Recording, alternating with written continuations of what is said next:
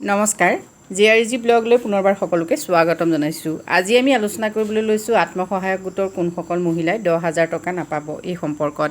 ইতিমধ্যে আপোনালোকে যথেষ্টখিনি কমেণ্ট দিছে, যিবিলাক কমেণ্টত এনেধৰণৰ প্ৰশ্ন বহুতো সোমাই আছে আৰু বহুতে এই প্ৰশ্নটো কৰিছে যে আপোনালোক যদি পৌৰ নিগমৰ অধীনত হয় তেতিয়াহ'লে আপোনালোকে 10,000 টকা নাপাব নেকি, বিশেষকৈ মিউনিচিপাল এৰিয়াৰ SHGবোৰৰ হ'বনে নহয় সেই সম্পৰ্কত আপোনালোকে জানিব খুজিছিলে। এনেধৰণৰ প্ৰশ্ন যথেষ্টখিনি ইতিমধ্যে আহিছে। এতিয়া চাওক, ইয়াতে বহুতো ভিউৱাৰ্ছে উত্তৰ দিছে হ'ব বুলি। সেই সম্পৰ্কত মই আপোনালোকক এটা কথা কওঁ যে SHGৰ সদস্যসকলক 10,000 টকা দিয়া হ'ব, এই কথাটো ঘোষণা কৰিছিলে মুখ্যমন্ত্ৰী হিমন্ত বিশ্ব শৰ্মা ডাঙৰীয়াই। ঘোষণা কৰাৰ সময়ত যিহেতু মুখ্যমন্ত্ৰী ডাঙৰীয়াই ক'তো এই কথাটো কোৱা নাই যে ৰুৰেল এৰিয়াৰ যিবিলাক SHG আছে সেই SHGবোৰেহে এই 10,000 টকা লাভ কৰিব। SHG সদস্যসকলে 10,000 টকা লাভ কৰিব। গতিকে যিকোনো SHG, সেয়া ৰুৰেল এৰিয়াৰেই হওক বা আৰবান এৰিয়াৰেই হওক, সকলোৱে এই ধন লাভ কৰিবলৈ সক্ষম হ'ব। পৌৰ নিগম এলেকাৰ মহিলাসকলে ভিডিঅ'টো চাই আছে, তেওঁলোকে যদি ৰেজিষ্ট্ৰেশ্যন কৰিছে তেতিয়াহ'লে কমেণ্ট কৰি জনাবলৈ নাপাহৰিব। ইয়াৰ লগতে আৰু কিছুমান প্ৰশ্ন আছিল, যেনে মই গোটত নাই, হাউচৱাইফ, মই পাৰিমনে ৰেজিষ্ট্ৰেশ্যন কৰিব। এতিয়া চাওক, যদি আপুনি 10,000 টকাৰ বাবে ৰেজিষ্ট্ৰেশ্যনৰ কথা কৈছে তেতিয়াহ'লে আপুনি ৰেজিষ্ট্ৰেশ্যন কৰিব নোৱাৰে, যিহেতু 10,000 টকাটো পাব যিসকল গোটত আছে সেইসকলেহে।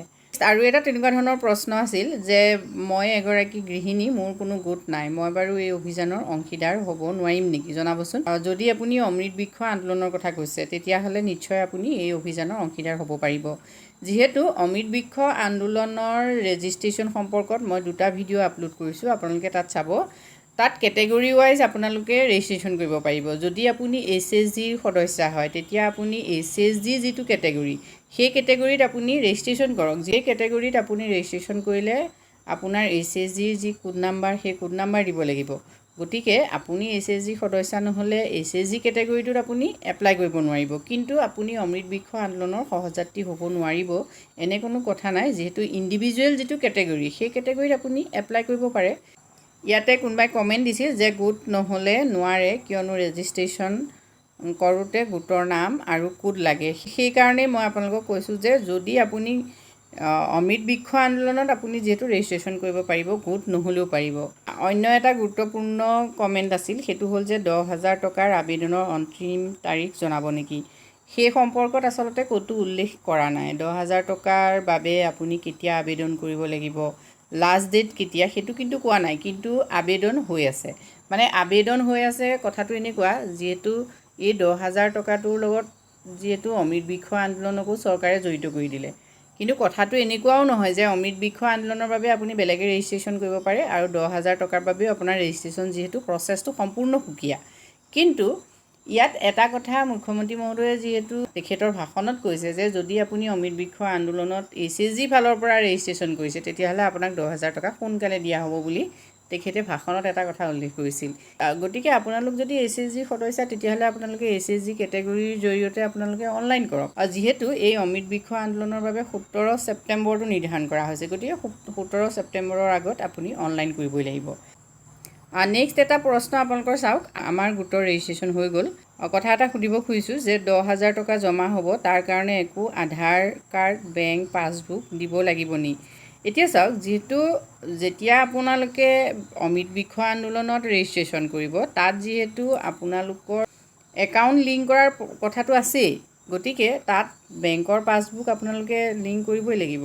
যদি বেংকৰ পাছবুক লিংক কৰা নাই তেতিয়াহ'লে আপোনালোকৰ পইচাটো ক'ত সোমাব, যিহেতু অমৃত বৃক্ষ আন্দোলনত আপুনি বৃক্ষ ৰোপণ কৰাৰ বাবেই আপোনাক যিহেতু 100 টকা দিব, গতিকে সেই 100 টকাটো সোমাবলৈও আপুনি কি কৰিব লাগিব, আপোনাৰ বেংক একাউণ্ট লিংক কৰিব লাগিব, যিহেতু অপশ্যনটো আছেই। অমৃত বৃক্ষ আন্দোলনৰ ৰেজিষ্ট্ৰেশ্যনৰ যিটো ভিডিঅ' সেইটো আপোনালোকে চাব, লিংকটো মই ডেছক্ৰিপশ্যন বক্সত দি দিম বা মোৰ প্লে'লিষ্টত গৈও চাব পাৰে। তাত মই আপোনালোকক যিহেতু সেইখিনি দেখুৱাইছোঁ যে পাছবুকখন কেনেকৈ লিংক কৰিব। গতিকে যদি আপোনালোকে পাছবুক লিংক নকৰে তেতিয়াহ'লে আপোনালোকৰ পইচাটো সোমোৱাত নিশ্চয় অসুবিধা হ'ব। নেক্সট এটা গুৰুত্বপূৰ্ণ প্ৰশ্ন আছিলে, গোটত থকা হৈও যদি MGNৰেগাৰ ছুপাৰভাইজাৰসকলে MGNৰেগাৰ ৰেজিষ্ট্ৰেশ্যন কৰে তেওঁলোকে 10,000টো নাপাব নেকি, প্লিজ জনাবচোন। এতিয়া চাওক, এইটো এটা গুৰুত্বপূৰ্ণ প্ৰশ্ন যে আপুনি MGNৰেগাৰ ছুপাৰভাইজাৰ হিচাপে কাম কৰি আছে, এতিয়া আপুনি যেহেতু MGNৰেগাৰ ছুপাৰভাইজাৰ হ'বলৈও যেহেতু MGNৰেগাৰ আণ্ডাৰত আপোনাৰ ৰেজিষ্ট্ৰেশ্যন থাকিবই লাগিব, তেতিয়াহে আপুনি ছুপাৰভাইজাৰ হ'ব পাৰিব। অৰ্থাৎ প্ৰথমেই আপুনি এগৰাকী জব কাৰ্ড হোল্ডাৰ হ'ব লাগিব, আৰু জব কাৰ্ড হোল্ডাৰগৰাকীহে ছুপাৰভাইজাৰ হিচাপে কাম কৰি আছে। MGNৰেগাৰ আণ্ডাৰত আপুনি জব কাৰ্ডত কামেই কৰি থাকক বা ছুপাৰভাইজাৰৰ কাম কৰি থাকক, সেইটো প্ৰশ্ন আচলতে ইয়াত নাহেই। যিহেতু চৰকাৰৰ ঘোষণা যে 10,000 টকা দিয়া হ'ব SHG মেম্বাৰক। এতিয়া ছুপাৰভাইজাৰ হিচাপে সেইসকলকহে নিৰ্বাচন কৰা হৈছিলে যিসকল SHG সদস্য হয়। গতিকে আপুনি SHG সদস্য হিচাপেহে ছুপাৰভাইজাৰৰ পদটো পাইছে। গতিকে আপুনি SHG সদস্য যেতিয়া আপুনি 10,000 টকা নোপোৱাৰ প্ৰশ্নটো নাহেই আচলতে। এইখিনি আছিল আজিৰ প্ৰশ্নোত্তৰ। আৰু বহুতো প্ৰশ্ন আছে, আপোনালোকে বহুতে ভিডিঅ' ভাল পাই কমেণ্ট কৰিছে, সেই সকলোলৈকে ধন্যবাদ জ্ঞাপন কৰিছোঁ। ভৱিষ্যতেও এনেদৰে আপোনালোকে ছাপোৰ্ট কৰিব। আপোনালোকৰ যিকোনো সমস্যা বা জানিবলগীয়া যিকোনো কথা কমেণ্ট কৰি জনাবলৈ নাপাহৰিব।